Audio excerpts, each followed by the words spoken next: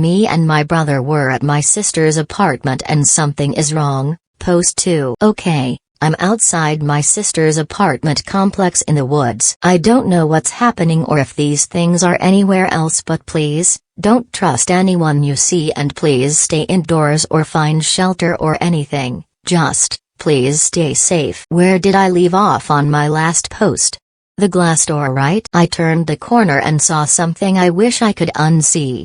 I found my brother's dead body with a small but bloody hole in the back of his neck. I wanted to scream but I was frozen with horror.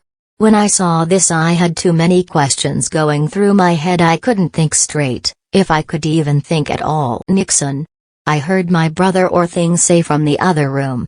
I knew for a fact that thing was not my brother. Its voice was too deep and awkward sounding, so were its movements. Once I was out of my frozen state, I immediately went for my sister's katana she kept by the door to her apartment. As I pulled it out of its sheath, that thing nearly broke the door, slamming it open. For the sake of this post I'm going to call those things takers. The taker that looked like my brother turned the corner and was facing me. We were maybe 2 yards apart. What are you? I managed to say under my breath, as the taker ran at me trying to throw a punch. I put my sword up just in time to split its fist in half. This hardly did anything to it. It pulled its fist back and tried to punch again. This time I cut one of its fingers off. There was black ooze where its wounds were, just dripping out of where blood should be. It threw one more punch. I dodged this one and hit its shoulder as hard as I could. I have never held a sword before, so my swings were shaky and nowhere near smooth. My blade got stuck in its shoulder. For a second or two I was trying to get it out. I finally pulled it out as the taker let out a horrible screech. It stumbled back and I hesitated to kill it at first, as it was in the form of my brother. But at last, I shoved my blade into its chest, trying to hit its neck, but the hit was still fatal. What was?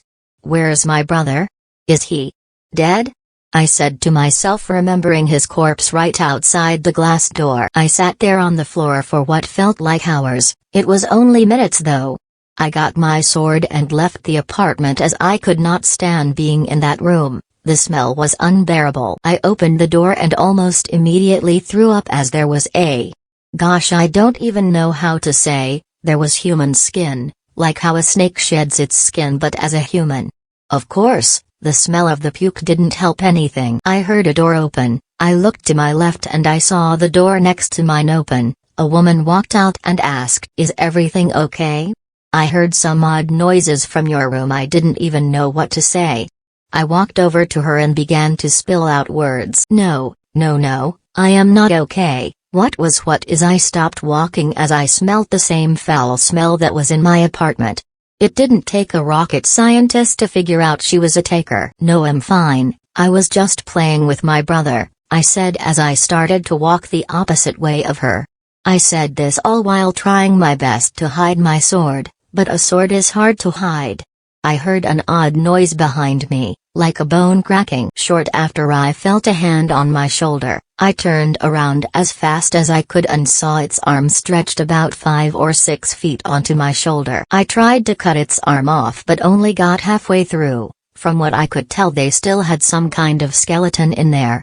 It took its arm back and it started to charge at me. I dogged it and hit its back with my blade. It recovered from this hit fast. This taker was stronger than the one who took my brother's form. It threw a punch, literally, at me. The shock of this thing's odd arms and legs distracted me, causing her fist to hit my stomach hard. This knocked me to the ground in pain. It hit the wind right out of me. I was on the ground with my katana a foot away from me. The taker jumped on me. I tried pushing and kicking it off me. This only slowed it down. It opened its mouth and a drill-like tongue came out of it.